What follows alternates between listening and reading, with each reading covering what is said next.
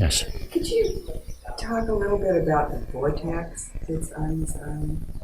Sure. Each island is a vortex. Right. What else do you want to know? I No. can't get that. Oh, okay. All right. Well, you got to understand what people mean by vortex. This is a new age term, okay? And what they mean usually is an energy center. Every one of these islands is a volcano. Okay? Volcanoes are energy centers. The whole island, then, of each island is an energy center because they're all volcanoes. Within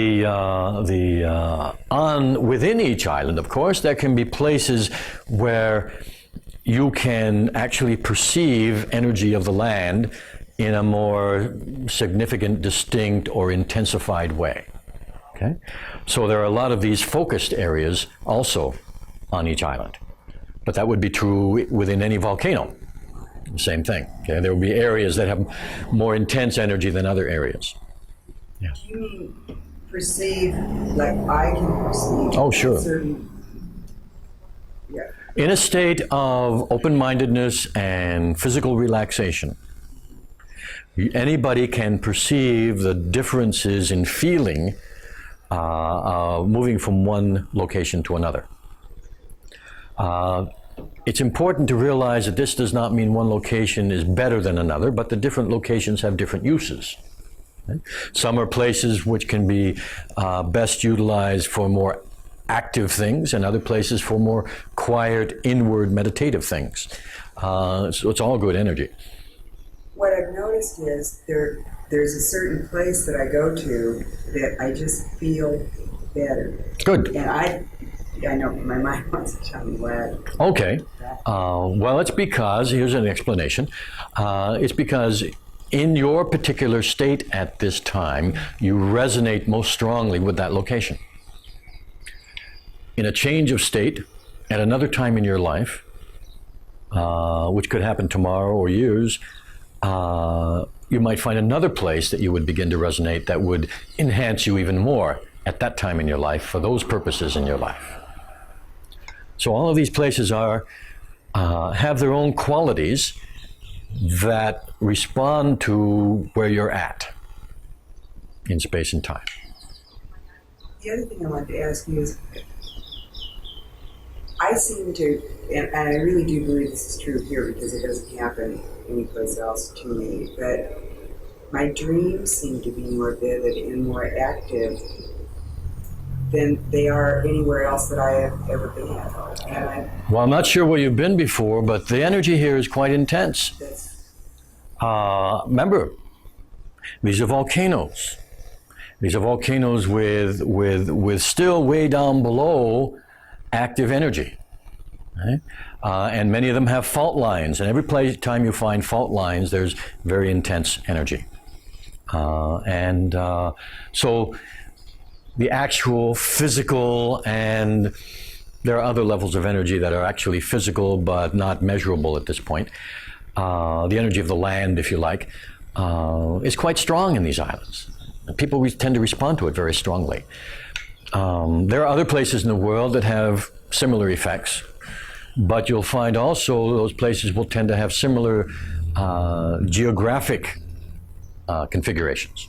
Right? People have reported the same thing on Mount Shasta, for instance, which is a volcano. Right? People have reported the same thing, believe it or not, in downtown Los Angeles, which is on a multitude of faults. Okay, and plus all the human energy which is there. Unfortunately, that gets, so there may be vivid dreams, but not always real pleasant ones. But any place, Sedona is another place, which is a place of a tremendous, powerful fault line. A lot of people don't realize, not only that, but the nature of the rocks that are there intensifies the energy to a great deal. And human beings respond to that, okay, are very much affected by it. And some people are affected by it in a repulsive way so that they don't like it and leave, and other people are strongly attracted to it. Yeah. Okay. Yeah.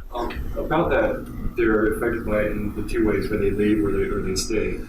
I've been here for 3 years. I've seen literally hundreds of people come here. Oh, this is my home. Blink your eye and they're gone. what happens there? Well, you stay in a place to the extent that you resonate with the patterns of energy there. There's a theory that's called the morphological field. And basically what it says is that there is a field, and we can call it energy, but there's a field of energy patterns in every location that is a combination of the natural energy of the land and the human beings and their culture who live there. Okay? And that when you come into that from another place, that it affects you. And it affects you depending on you, not depending on the energy. It affects you in a more or less positive way or possibly a negative way. We are affected by things in negative ways when we resist the changes that they're starting to bring to us. Everywhere you go, you're affected by energy, and energy produces change. To the extent that you resist the change, it's uncomfortable, painful, or it can even produce disease and illness. This can be true to the extent that we resist an emotional relationship, a job, the land that we're on, ourselves. That's the worst thing of all, when you resist yourself, because you can't get away from that one. So some people come here, they love it, they feel, let's say, the surface layer, and then the longer they stay, the deeper the changes that start to occur until they reach, let's say, a core of their own pattern that they're not willing to change. At that point, they're out of here. So for that reason, because I feel like every day becomes more magical than the day before, Yeah. I'm getting in touch with the deeper levels of this island. Sounds like it to me. Okay. Sounds good anyway. Keep it up. Okay. Yeah.